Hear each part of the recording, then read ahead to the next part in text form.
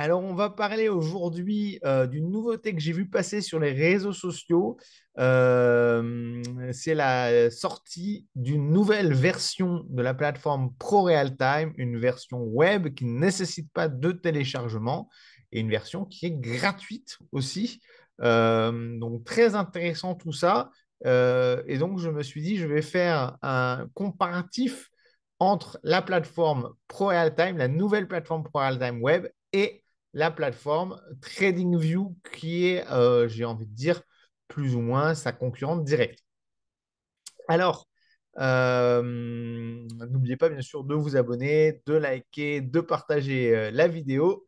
Et avant de commencer, je tiens quand même à rappeler que d'une part, ProRealTime est en version bêta.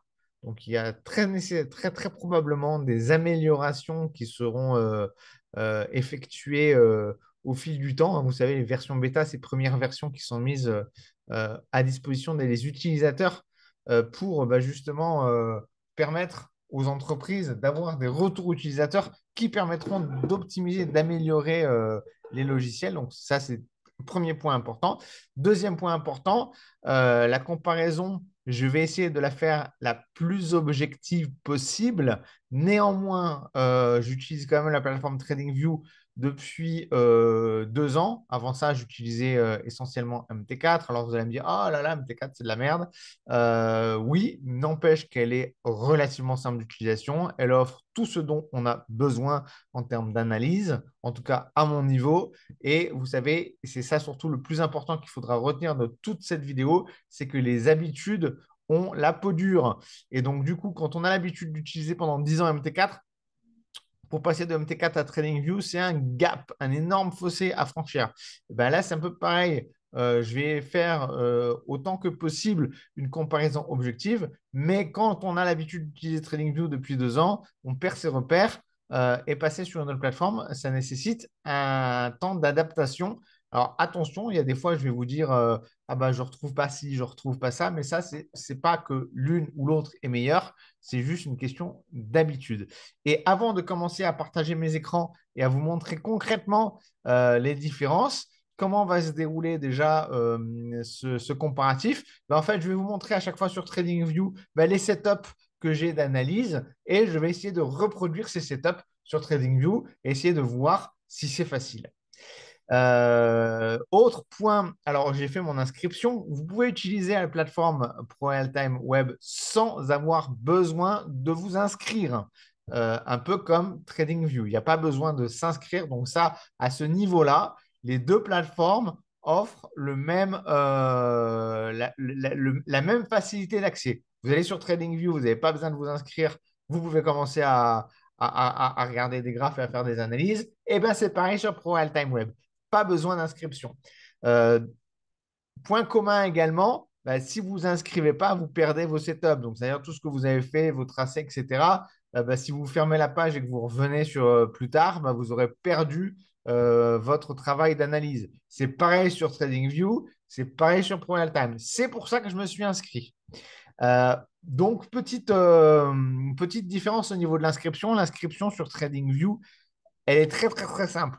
On peut se connecter directement, s'inscrire directement avec son compte Google ou son compte Facebook. Donc, ça se fait en 2 clics. Tac, tac, on connecte son compte Facebook et c'est fait.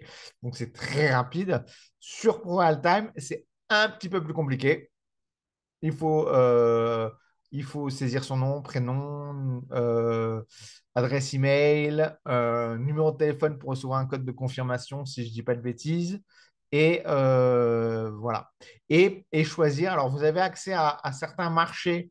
Et c'est déjà là peut-être la première grosse différence entre ProRealTime et TradingView. On verra après les interfaces. Je vous partagerai mon écran.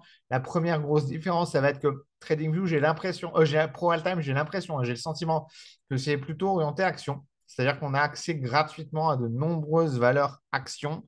Euh, et on peut choisir pendant 2 mois, un mois ou deux, je crois, je ne sais plus. Enfin, pendant une période gratuite, on peut avoir accès à d'autres différents marchés. Oula, j'ai tapé dans le micro, pardon. Donc, sur TradingView, on a accès à tout. Et c'est ça qui fait la force aussi de TradingView, c'est qu'il y a énormément d'instruments qui sont disponibles, des ETF, enfin, on a accès à tout. C'est rare que je ne trouve pas, même, vous savez, j'ai travaillé, moi, pour des émetteurs de TP à levier, Granite Share, Leverage Share, pour des émetteurs d'ETF, un ETF, j'ai travaillé pour ces sociétés-là, qui sont des petits émetteurs. C'est pas des, ils ont quand même plusieurs millions, voire milliards d'actifs sous gestion, mais ça reste dans la sphère de la des marchés de capitaux, ça reste des petites structures. Et ben, on retrouve quand même sur TradingView leurs produits. Sur Pro Realtime, eh ben, on n'a pas accès à autant de produits. On a accès, alors de mémoire, hein, je ne me rappelle plus, mais il faudra regarder, mais je crois que c'était les marchés actions européens. Après, si on veut rajouter les futurs, les cryptos, etc. Alors, on peut en ajouter deux supplémentaires gratuitement pendant une période d'essai. Mais après, par contre, ça devient ben, je suppose, payant. Hein, parce que j'ai pas regardé les tarifs. Je ne vais pas m'intéresser trop aux tarifs parce qu'on ne va pas commencer à décortiquer les tarifs. Il y a des versions payantes aussi sur TradingView. Il y a des versions payantes sur Pro Time. Là, je m'intéresse aux versions gratuites. Voilà, donc ça, c'est le point. Et avant de commencer à partager mon écran, si un représentant ici de Pro Realtime m'écoute ou regarde cette vidéo, bah déjà, j'en suis très honoré. Et ensuite, c'est avec un grand plaisir que je le recevrai dans une prochaine vidéo sous forme d'interview dans laquelle il pourra nous expliquer peut-être des choses qui m'ont échappé parce que là, je fais vraiment cette comparaison à chaud. Hein. Il n'y a pas de préparation. J'ai un tout petit peu, je me suis inscrit, j'ai un tout petit peu regardé, mais c'est vraiment du live. C'est vraiment à chaud que je vous fais ce comparatif. Alors, on va partager l'écran. Alors, le bon écran. Voilà, c'est celui-là. Voilà. Alors ici, vous avez donc cette plateforme Pro Realtime Web gratuite en version bêta, comme je disais. Ça, c'est important de le souligner. Et ici, je vous ai mis à côté donc TradingView que j'utilise. J'ai essayé de reproduire plus ou moins les mêmes setups. C'est-à-dire que ici, j'ai remis quasiment les mêmes valeurs. Ici, vous avez l'euro-dollar, le Bitcoin, l'Ether, le S&P, le Nasdaq, Dow Jones, CAC, DAX, FTSE, Eurostock Gold et pétrole. Ici, j'ai pareil, plus ou moins les mêmes. Euro-dollar, Bitcoin, S&P, Nasdaq, Dow, CAC, DAX, Eurostock, Gold. Je n'ai pas trouvé le pétrole. Alors, ça fait peut-être pas partie des produits que j'ai sélectionnés en gratuit. J'ai pas trouvé. Alors, voilà. On y reviendra sur les valeurs. On y reviendra. Bon, enfin, non, puisqu'on en parle, on n'a qu'à aborder le sujet tout de suite, tant qu'on y est. Ici, vous ajoutez des valeurs. Alors, peut-être que c'est la version bêta et je fais un appel aux équipes de Pro Real Time. Mais par exemple, ici, si je tape BN, donc BN, normalement, c'est l'action Danone. Donc, je ne la retrouve pas. Même si je fais ici, je ne la retrouve pas. Alors, peut-être qu'il faut taper Danone.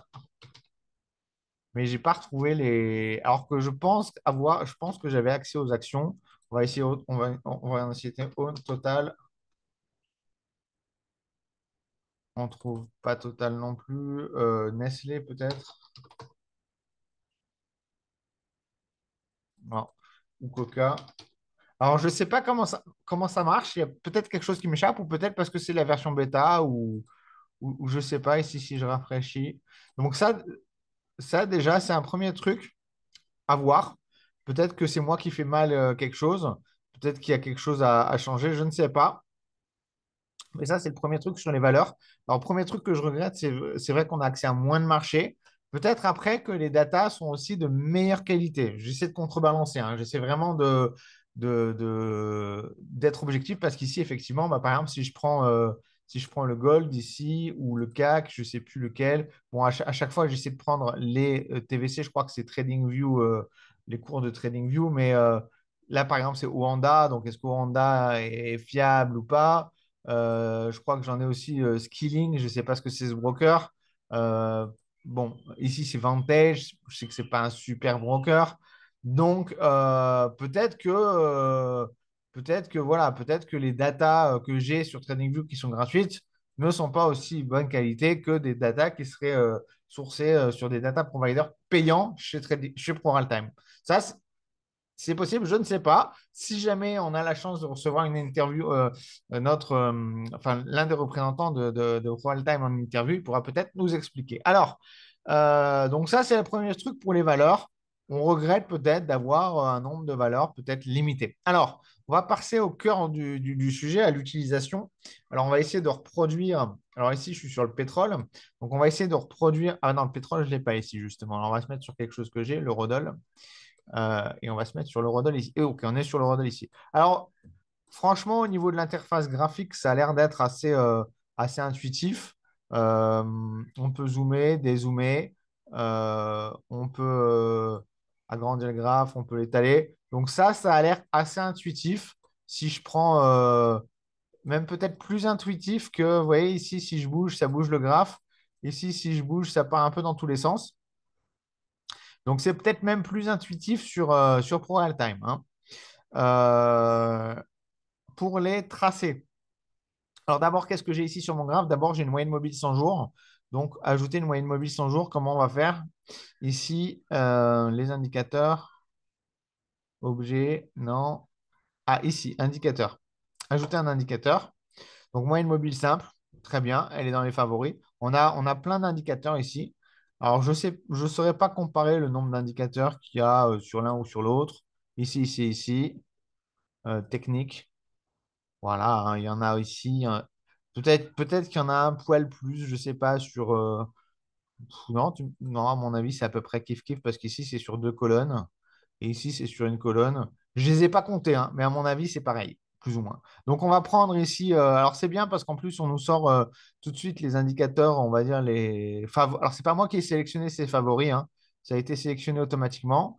Mais ça reste les indicateurs, à mon avis, qui sont les plus utilisés. Donc, on va prendre la moyenne mobile simple. Ici, OK, j'ai cliqué dessus. Ça l'a ajouté derrière. OK. Ici, je vais venir ici. Et alors, ça, c'est assez intuitif. Ici, sur TradingView, c'est un peu pareil. Configurer. Voilà, bon, ça se ressemble, hein. On est voilà, configuré. Moi, ce que je veux, c'est une moyenne mobile 100 jours. Appliquée à la clôture, oui. Alors, ici, moi, je préfère mettre plutôt un trait. Et un trait. Alors, on peut choisir l'épaisseur. Ici, on a peut-être plus de choix dans les épaisseurs. Euh, bon, la couleur, moi, j'aime mettre une couleur neutre par rapport au graphique. Voilà. Ici, c'est quoi ça? Ah, on peut mettre deux différentes couleurs. Ah, ça, c'est intéressant. Alors, ça, je ne crois pas que ça existe sur TradingView. Mais on peut mettre une couleur différente sur la moyenne mobile, savoir si on est en haut ou en baisse.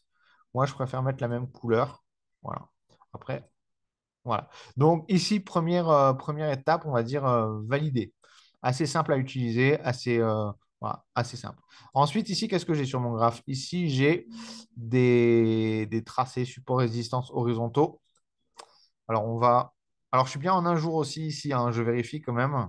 On a plein de... Ici, ouais, on a à peu près les mêmes time frames. Donc, moi, voilà, on est en daily, hein, en un jour. Euh, les tracés. Alors, c'est ici, j'imagine, support oblique, support. Alors, c'est pas ça. Moi, ça va être des lignes horizontales. Alors, comment je vais tenter de tracer une ligne. Voilà, donc en fait, on trace un point, on en trace un deuxième. OK, ça a l'air assez intuitif. C'est pas ce que je vais faire. Comment on la supprime d'ailleurs? Ici, supprimer, ici. C'est assez intuitif. Franchement, c'est assez intuitif. Par contre, c'est vrai que alors, est-ce qu'on a la possibilité? Parce qu'ici, je vois que quand on fait un tracé, ça va tout de suite aller sur les derniers plus hauts ou les derniers plus bas. Non. Est-ce qu'on a la liberté? Alors, ici, si on sélectionne les derniers plus hauts ou les derniers plus bas, ça va tracer la ligne automatiquement comme ça. Mais est-ce qu'on a la liberté de tracer une ligne, par exemple? Je fais des tests en même temps que vous, hein, de ici à ici. Voilà, voilà. Donc, c'est très intuitif. Ça, on a pas mal de liberté. Le fait de choisir les clôtures, tout ça, pour tracer les supports résistance, quelque part, ça facilite, j'ai envie de dire, le tracé. Ça évite de faire des erreurs. Donc, jusque-là, validé, c'est très bien. J'avoue que j'utilise très peu les supports obliques euh, je fais plutôt les supports résistance horizontaux. Alors ici, voilà, je crois que j'en ai un ici. Voilà. Alors ici, moi, c'est un mineur. C'est une résistance. Donc, j'ai changé la couleur, je vais la mettre en verte pour être cohérent. Voilà. La taille, je vais la mettre en 2 points, voilà, parce qu'elle est petite. Ici, sur le plus haut, j'ai une autre résistance. Ici, celle-là. Donc, c'est assez. Alors, ça, je ne sais pas ce que c'est. Non, hop, voilà. Je vais juste changer l'épaisseur. Non, l'épaisseur, c'est ici. On peut les mettre en pointillé, en tiret. On a pas mal de possibilités. Ici, je vais les mettre la plus épaisse possible parce que c'est pour moi un niveau majeur. Donc, ça, c'est assez intuitif. Vous voyez, je découvre en même temps que vous. Ici aussi, j'ai un niveau. Alors, c'est bien le même ici. 1,0634. Je crois que c'est le même ici. Donc, ici, ce sera plutôt 1,0634. C'est ici. Non, c'est ici. Voilà. Moi, je l'ai plutôt tapé ici. Mais c'est vrai que ça me dit plutôt de le. Bah, c'est un guide un peu. Voilà. Donc, peut-être qu'ici, je peux même peut-être le tracer plus facilement quelque part. Donc, c'est pas plus mal. Alors, en rouge, comme ça, je vais mettre en petit 3. Est-ce que c'est le même? C'est le même, j'ai bien l'impression. On va peut-être resserrer un peu le graphique pour qu'il ressemble. Ouais, mais en fait, je pense que même sur Pro Time, en fait, comme il va me détecter les plus hauts, les plus bas, ici, peut-être qu'il me l'a mieux tracé par défaut. Ouais, il l'a nettement mieux tracé, en fait. Il me l'a nettement mieux tracé automatiquement sur Pro Time. Donc, ça évite les erreurs, en fait. Franchement, c'est pas mal du tout. Parce que vous savez, un tracé. Bon, alors les supports résistance, encore une fois, je le rappelle, hein, je le dis souvent dans mes vidéos, c'est pas des points, c'est pas un point qu'on va. C'est pas un trait, hein, c'est pas un trait. On le représente pas un trait, mais c'est des zones, hein. Ce qui serait bien, c'est. D'ailleurs, petit appel à ProAlta, moi, ce que j'aimerais bien, c'est pouvoir faire carrément des bandes. C'est-à-dire qu'on trace le support résistance, mais ça nous fait vraiment une bande, comme si on l'avait tracé avec le pouce, quoi. Mais là, c'est déjà très bien. Finalement, c'est propre, c'est super propre. Franchement, c'est super propre. C'est très bien tracé. Ça aide vraiment à éviter de faire des erreurs. Même là, mon tracé, je trouve, il est meilleur là, hein. Franchement, sur Pro Time, il est meilleur. On est nettement, ouais, on est nettement mieux, quoi. Alors, ah bah là, j'ai fait le contraire. Là. Celle-là, je l'ai mis plus épais, mais on va changer parce que je pense que c'est plutôt le contraire. Ici et ici. Voilà, majeur, mineur. Euh, ouais, ça, j'aime pas. C'est que ça grandit le truc. Là, avec Pro Time, on est beaucoup plus propre.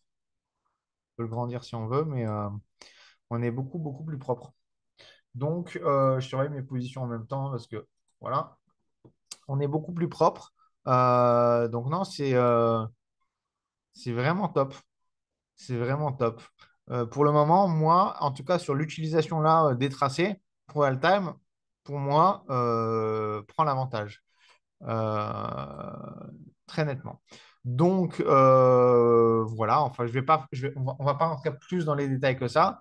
Pour le moment, c'était ce que je voulais voilà, vraiment comparer, c'est l'utilisation. Les deux permettent de trader. Alors, je ne sais pas, avec TradingView, pour trader, il faut aller connecter avec un broker sa plateforme. Ça ne fonctionne pas avec tous les brokers. Je ne sais pas comment ça marche. Ici, je vois acheter et vendre. Donc, en fait, ici, on est même sur un compte de démo. On ne peut pas trader sur Pro Time, hein. C'est une plateforme d'analyse, ce n'est pas une plateforme de trading. Donc, donc, non, franchement, bien. Bien Pro Time, vraiment bien. En plus, ça offre la fonction compte démo. Ce que je voulais regarder, ce que je voulais vous montrer aussi, alors, parmi les fonctionnalités qu'on a sur ProRealTime, qu'on n'a pas sur TradingView, par exemple, c'est ici. Alors ça, je n'ai jamais testé. Faudra peut-être que quelqu'un m'explique. Donc, support résistance automatique. Alors, tiens, ça va être intéressant de regarder. Support résistance automatique. Alors, vous voyez, lui, il me le trace là. Alors, pour la résistance, on est au même niveau, plus ou moins, que ce que j'avais tracé. Et ici, il me trace 2 lignes. On n'est pas tout à fait sur les mêmes niveaux, mais ouais, ceux qui ne veulent pas s'embêter à tracer des supports résistance, là, ici aussi, il nous en met une. Franchement, bah, là, on a un outil voilà, qui aide pas mal. Là, sur le Nasdaq, ici, il va nous tracer support résistance. Ici et ici, un support aussi. Donc ça peut être pas mal du tout pour ceux qui voudraient pour ceux qui ne voudraient pas trop se casser la tête à tracer, vous avez les tracés automatiques des supports et résistances. Dow Jones, hop, tracé automatique. Pac. Ah, franchement, c'est propre, hein. Franchement, c'est sympa. Ça, c'est sympa. Parce que vous voyez, moi, tout à l'heure, ce que je faisais, c'est que ben, je les trace, je les adapte, je les ajuste, je peux faire des erreurs. Là, a priori, vous avez un algo qui va automatiquement tracer les supports résistance pour vous. Si je vais sur le CAC, ah ouais, et en plus, quand je l'ai activé, le truc, ça me les trace sur tous les actifs. Alors là, on voit bien que le CAC, on est dans un trading range, hein. Euh, Franchement, c'est pas mal du tout. Et sur l'or, franchement, c'est pas mal. C'est un très bon outil, je pense. Ça peut aider beaucoup. Voilà. Et après, on a un deuxième outil ici. Ça nous trace les tendances obliques. Ouais, nickel. Nickel. Franchement, c'est propre. Alors moi, je suis moins fan, hein, comme je vous le disais, des tendances obliques, tout ça. Je préfère les... Ça, après, comme on dit, hein, il y a autant de traders que d'analystes, que autant de traders, autant de stratégies que de traders et très probablement autant de préférences que d'analystes. Là, alors là, c'est un peu moins, je pense, c'est un peu plus tiré par les cheveux, là, celui-là. Mais celui-là est pas mal du tout. Celui-là est nickel. Non, franchement, c'est un bon outil. Donc, vous avez des trucs. Alors, moi, ce que j'aime bien aussi sur TradingView, c'est cette petite réglette qui permet de mesurer la performance, de mesurer le nombre de barres, etc. Donc là, je vois qu'on a une petite réglette ici aussi. Comment elle fonctionne? Alors, elle fonctionne un peu différemment, mais elle fournit les mêmes informations, si je ne dis pas de bêtises. Différence plus haut, plus bas, 2,60 pour... On va se mettre sur la même valeur pour que ce soit pertinent. On va se mettre sur l'or. On va se mettre sur l'or. On va prendre le plus haut là, ici, jusqu'au plus bas. Donc, il nous dit bien qu'ici, 0,60, c'est tout. Sur l'or, ça m'étonne.